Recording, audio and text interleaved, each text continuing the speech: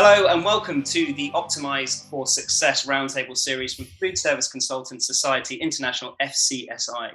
This new series addresses how consultants, operators and manufacturers alike are adapting to the new normal of food service amid a rapidly changing landscape.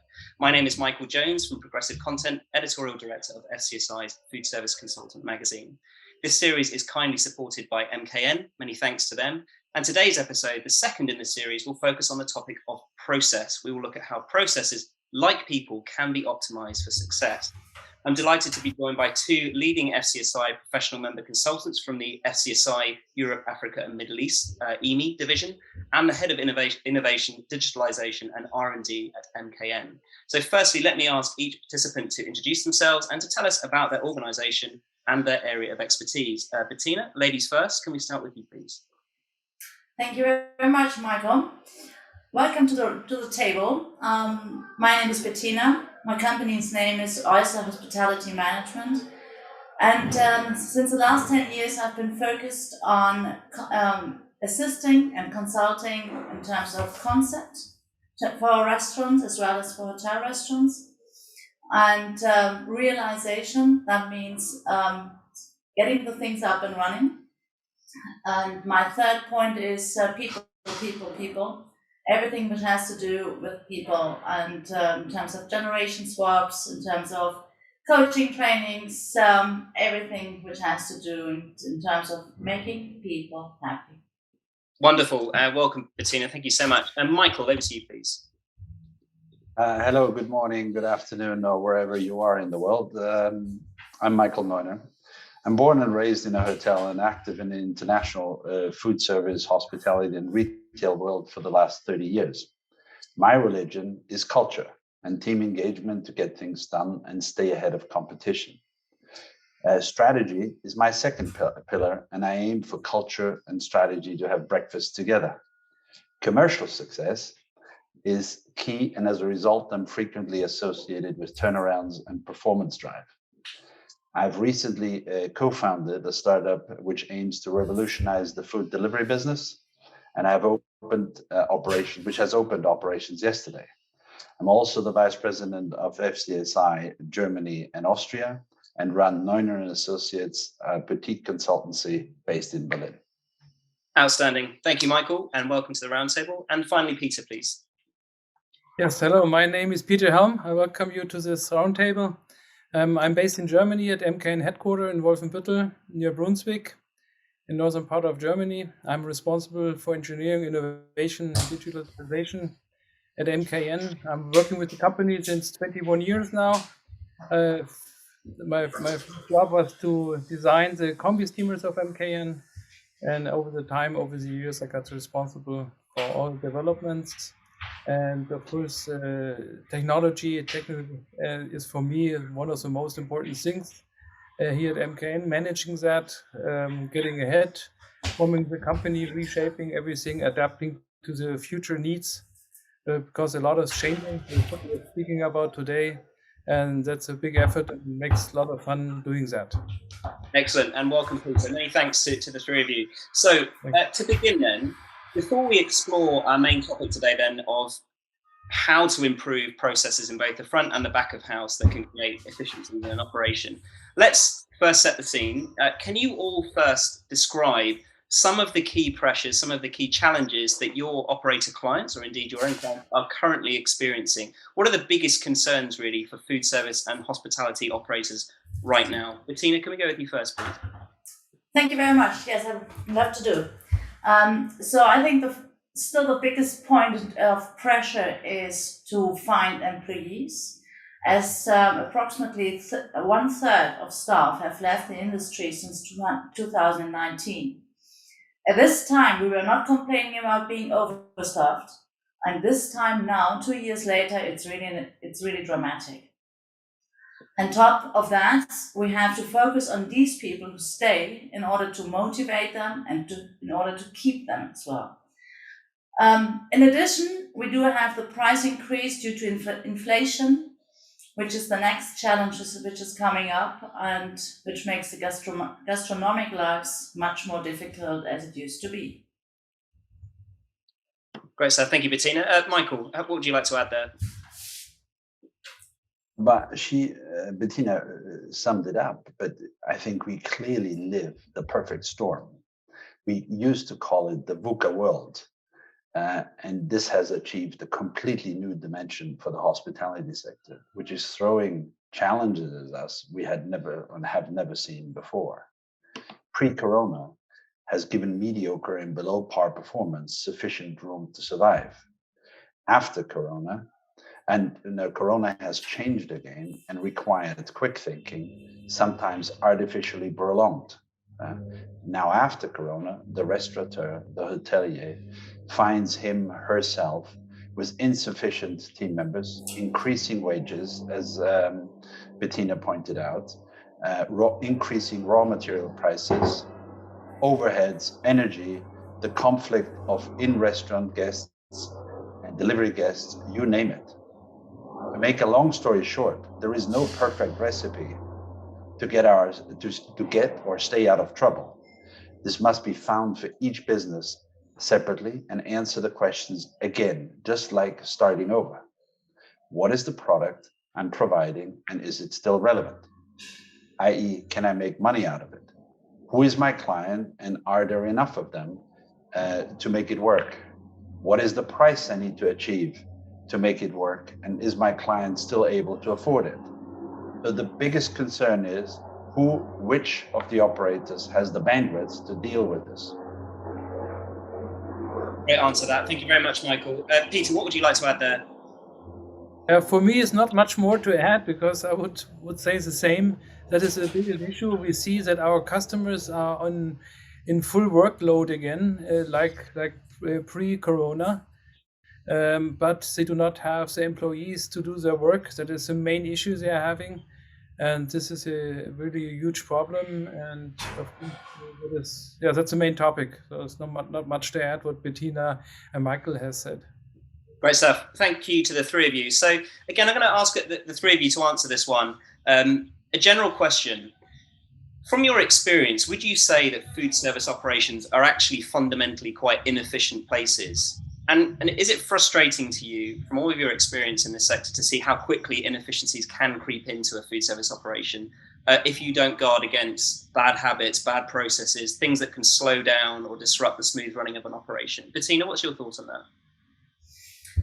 Well, I came across many operations with a lot of structure, with a lot of processes, which allowed the staff to fulfill their jobs with an individual style, which was quite well done.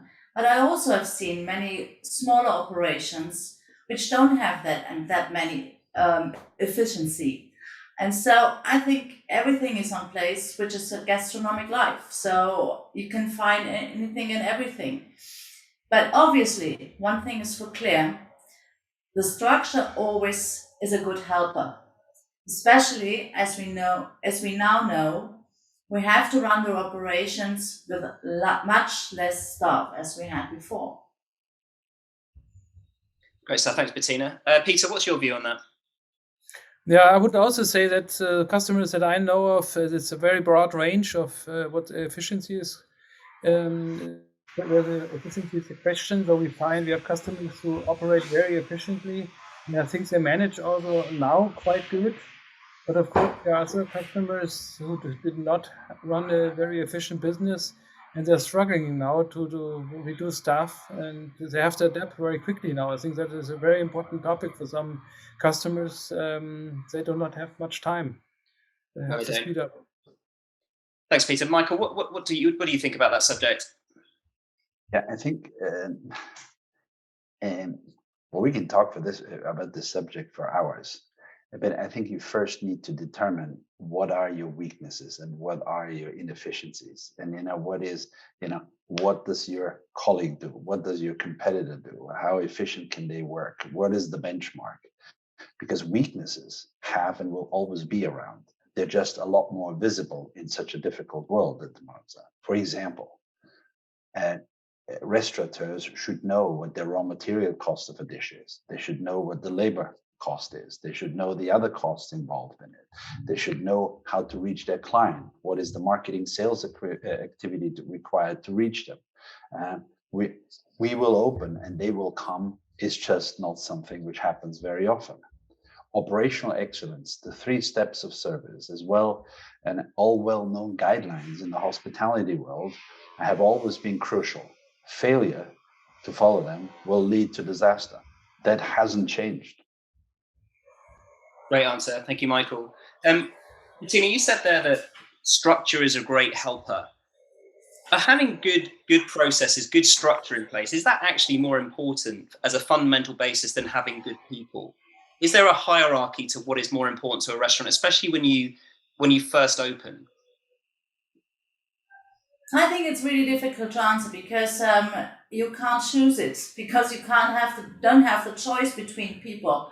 So you have to hire whatever you get, and then make the maximum out of them, and really trying to get them smoothly into the operation, and then maybe you can develop them and getting them more into responsibilities. But that's something which you can't really perceive. That's impossible anymore. We don't have the stuff. No. There's no one anymore. There's no one around anymore. Michael, there's a famous quote from Steve Jobs where he said, "Process makes you more efficient." Do you agree with that? Is it the most significant factor in making a food service operation more efficient? Processes are important. So is strategy, but not the most important factors, these two for me.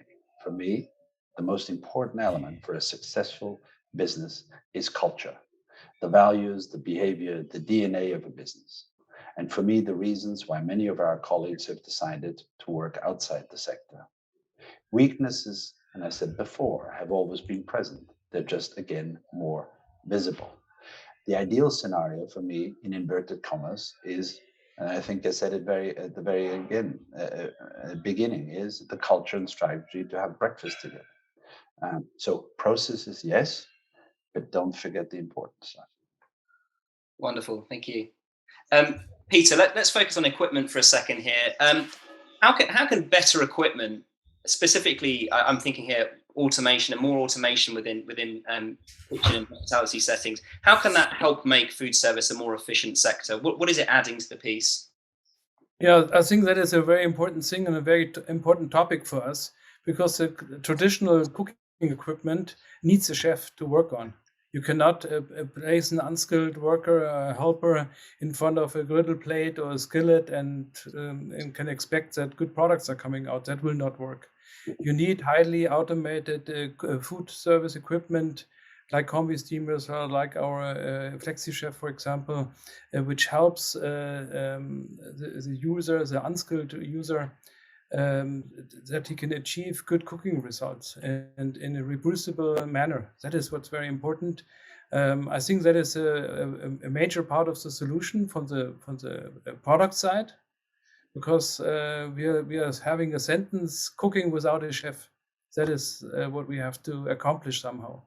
And you need a technology for that, because the normal traditional cooking equipment is just too difficult to cook with if you're not a chef, if you're not skilled enough. So that is what we are focusing on. And I think that is one of the most important topics also for the future. Thanks, Peter. Michael, in kind of I guess to expand upon that and to get the consultant, but also an operator perspective, are you concerned about too much automation entering this sector, replacing the role that humans play, or is it entirely necessary for how we deal with this situation? So concerns, I have none, absolutely none. Automation has come, will not be stopped. When and where and how, let's see. And we have seen some progress. But I challenge the industry that we, and also those who help us select these pieces of equipment, to gauge it the right way. If you put a Ferrari into my hands or a racing car, I might struggle with it, although I think I'm a very proficient driver. No, it's the right piece of equipment for the right concept for the right people, and I think that's where I think we have some learning and some progress still to be made. I spend, through my startup, weeks and months now with technology and saying how fast. But it's also then you need to do the training associated with it. Does the manufacturer always understand the full capacity of its piece of equipment? So there is room for improvement. We will have to embrace technology, but there is. It does, however, and this is also, I think we need to get one word out a little bit. It's, however, not just in my own humble thinking, it should not lead to reducing headcount. Totally the contrary. We need to find time and to pay more attention to our guests who come and visit our restaurants. It's not replacing, but put it in where it's needed. Excellent. Thank you, Michael. Bettina, what's your view on that? Is the industry getting the balance largely right between people and technology? Or again, do we have little choice in that matter? Yes, I just want to add something on what Michael just said. I think it depends really on the concept, on the needs, and also on the aim. As long as someone is happy buying food or drinks, which were produced by automation and served by a robot, everything is fine for me. Other guests, they might prefer being served handcrafted food, but with a service which is welcoming, with a welcoming smile on its face. So there's a difference. And some guests, they are happy with a mix and match solution. Pre-cooked dishes, self-service, and a reasonable price. So we will see where the market is going on, which is it's going to be a totally different world in 1 year time. That's what I'm definitely assured of. Well, thank you, Michael. Let's look at your operations and your experience, and also the new initiative you're working on with eatDINE. Can you give us an idea of some of the initiatives that you have implemented to ensure that you talked about quality and high standards of service have not been impacted by aspects of roles that are either being streamlined or automated? Some of the issues we've already spoken about. Thank you. Before I go this, just one example, which we have seen, 20, 30 years ago, is we all used to go to the baker who made our, the rolls on a daily basis by hand, and we picked them up fresh every day. Those bakers are generally gone. Hand-baked rolls are still around, but a lot fewer. And it's a different quality than your bake-off roll. So let's not forget, there is a trend on one side, there is an anti-trend or another trend on the other side, and it has consequences. So technology is phenomenal, but we need to apply it in the right way.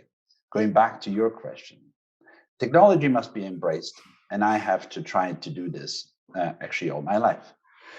The challenge is which one? As I said before, what is the return? What do I get from it? Does it make my life easier? Does it allow me to provide better service? Does it allow me to make better and quicker decisions?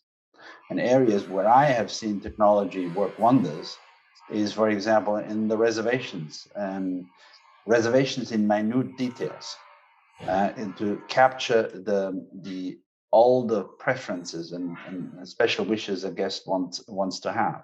In revenue management in restaurants, okay? Category management, what price can I command for my products? Marketing, guest services. If you look at the airline business, an airline business has the phenomenal advantage. They know exactly where Mike Jones is sitting, and they use it to the fully extent. They call you by your name. They know that you want your coffee in a certain way. So let's use the technology to improve our service levels, and then it will enhance us. Delivery functionalities and its operations has completely revolutionized the world here. So technology is what we are, and we will not stop it. Just some of it works for some operations, and others it's not suitable. Yeah.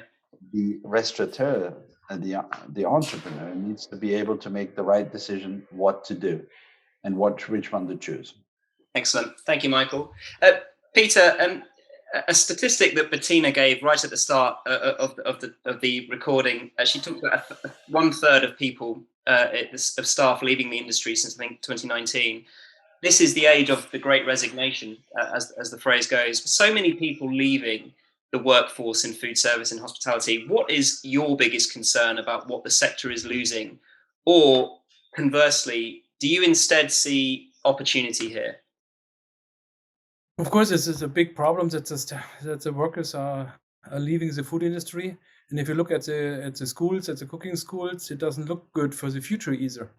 So also there we see small classes are put together because they're too small. That means the situation will not improve in the next years. That is a big issue. I think, as Bettina said also before, training of the staff is very important. They have to work efficiently. They have to be good trained, as also have to be good paid, so they stay in this area, because additional stress in this job and working times is not so good as in other parts of the work. And so I think that we have to put a lot of effort on the staff to keep them there, to get new staff inside. I think also the culture, many food service places have to change. I think that a lot of places did not have a good working culture, so the people also wanted to leave. And I think this is not necessary because it's a question of culture. So I think there's some homemade problems there also that can be solved and should be solved. And of course, with our modern technology, we're having our combi steamer and flexi chef. We have a solution for a low staff rate, and this is of course an opportunity for MKN. And also we adapt our products for the future line in the development to cook without a chef. That is the topic of the future, and this is of course always an opportunity, which we will of course grasp. Great stuff. Thank you, Peter. Bettina, let's stay on the subject of opportunity then. So can a major reset like this bring positive change? Is it helping us to rethink how and why we do things in this industry? Can it help us come up with better processes? Well, even as a relentless optimist, it would be naive believing that the old days will be back. It will not be possible bringing back the required workforce due to demographical changes around the world. That's what we discussed earlier already. No matter what we do to the industry, we need to change the processes and habits, as well as the mindsets towards a value-based leadership culture. And I think the intentions of MKN, for example, they are really, really helping us already into the right direction in order to get things done. We definitely need these because otherwise everyone has to bring his own food and drinks towards the restaurants in order not to eat at home. That's the solution. Michael, I guess an extension of that question to you then, should we, as Bettina said, should we embrace this kind of enforced change in our processes? Should we see this as an opportunity? I mean, we are ever optimistic in this forum, okay? And this is just how we are, but every challenge brings out winners. Every trend has an anti-trend. I am confident that agile thinkers who know what they're doing, bring the necessary passion and stamina with it, will not only survive, but will come out better at the end. I also remind everybody, we used to say guest is king. Now that is way outdated. And it's many entrepreneurs who have said, the most important part in our organization are the people.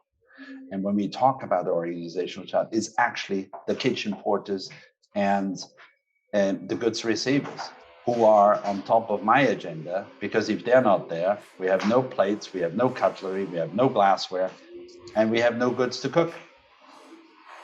Great answer. Thank you, Michael.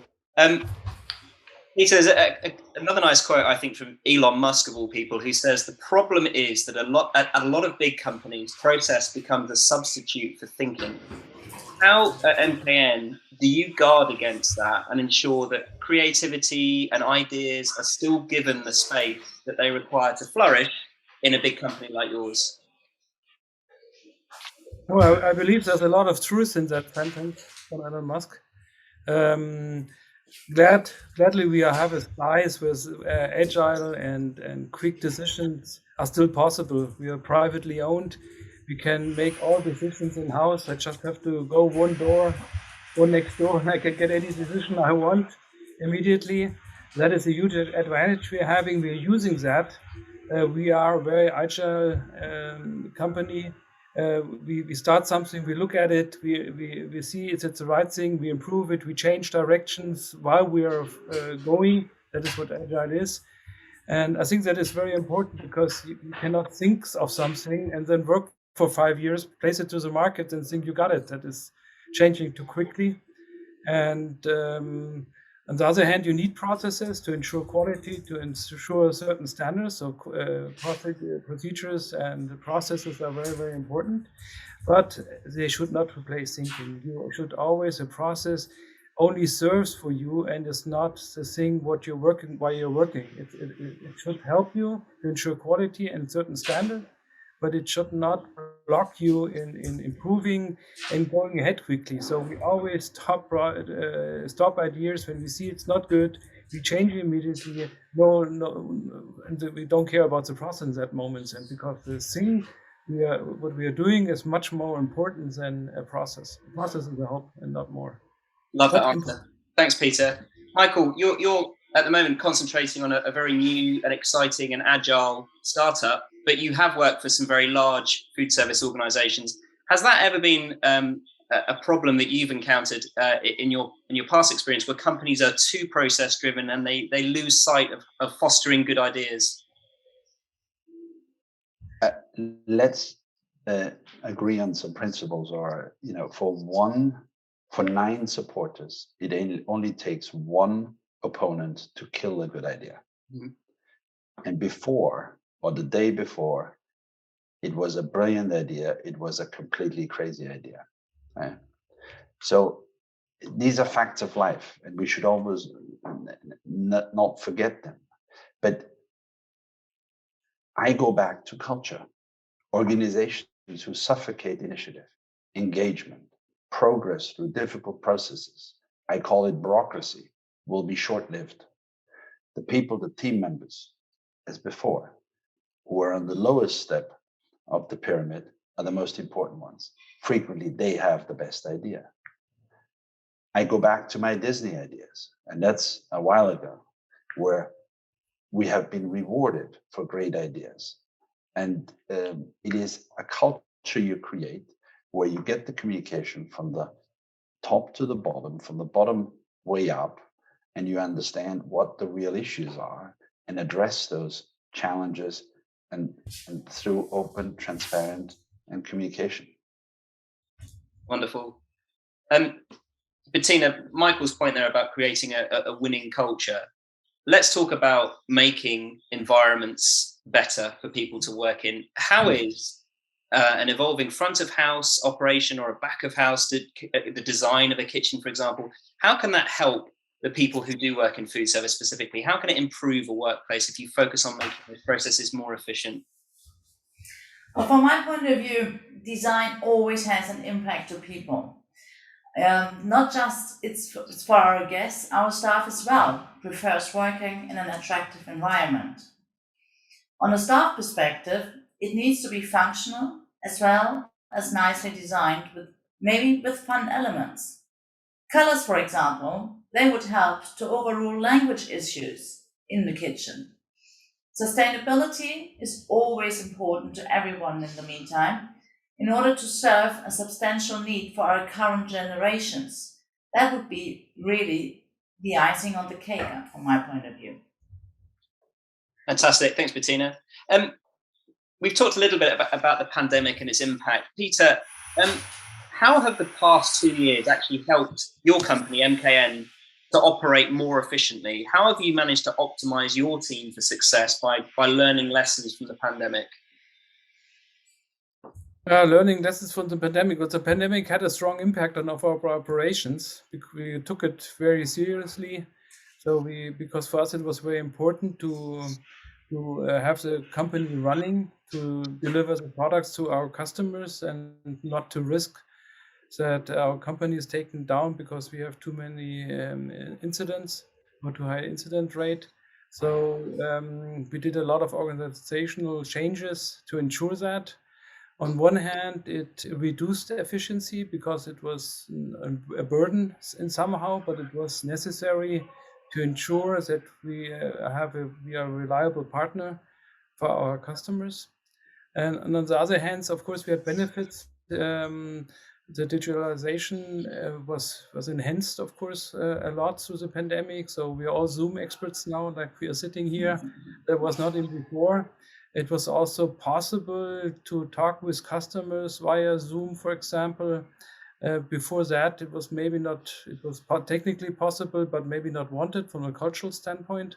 That has changed a lot, and I think Zoom increased a lot of efficiency. It has some disadvantages. Some things work very well, some things do not work so well. But overall, it's a big increase in efficiency. But not only Zoom, only other organizations and procedures we have introduced into the pandemic increased efficiency because we do not have to talk anymore about this. It goes more automatic workflows has been introduced, and there was a plan anyway to do that, but there was some pressure to do it quicker and earlier than we had anticipated before. So that helped a lot, but so there are pros and cons, of course. Great stuff. Thank you, Peter. Michael, you've talked about culture a lot. What sort of training and how big a role should training play within a culture and kind of retraining people that have been doing similar roles for a long time? What sort of stock do you put on training? It's key, but it's going to be delivered in the right format. You know, we all know, or we all have learned to take our mobile phones, you know, what used to be the large brick and now is a small handheld, which can, you know, has better technology in there than a Boeing 737. So digital training for me, training should be based digitally, needs to be always to hand via the employee-owned devices when they have time, when they feel like it. Fun and gamification of it is and the progress and monitoring and allowing it to monitor progress and through tests of the employee is key. But if I go through training, I also expect, as an employee, I expect to be rewarded for this. If I get promoted, I have passed all my 10 tests or training sessions, and I don't get promoted, but the colleague who has only passed 5 gets promoted, and I have a challenge. So measuring the results, measuring the outcome of it is key. But this does not, digital training cannot and must not replace the human part. Our regular communication with all employees, you know, the back and forth, communication through huddles, briefings, newsletters, to keep employee engagement and communication up is equally as an important element. Great stuff. Thank you, Michael. Bettina, do you agree with that? Is better training the key here? Well, training was, from my point of view, was important before as well as it is after the pandemic. It's nothing to do with that. Now, of course, we are in a different world, but training was a very important instrument before the pandemic as well. But keeping up the standards in various levels is more substantial now as it was in the earlier days. And we don't have the resources now keeping up with failures of our colleagues. So we have to be trying to be better and improve ourselves on a constant basis. Now that, from my point of view, should be done easy with fun aspects and also with the idea to self-improve. So making up a challenge out of it, that makes it better. Excellent. Love that answer. Thank you. Peter, what's your view on that? How is your company implementing more effective training processes for the team?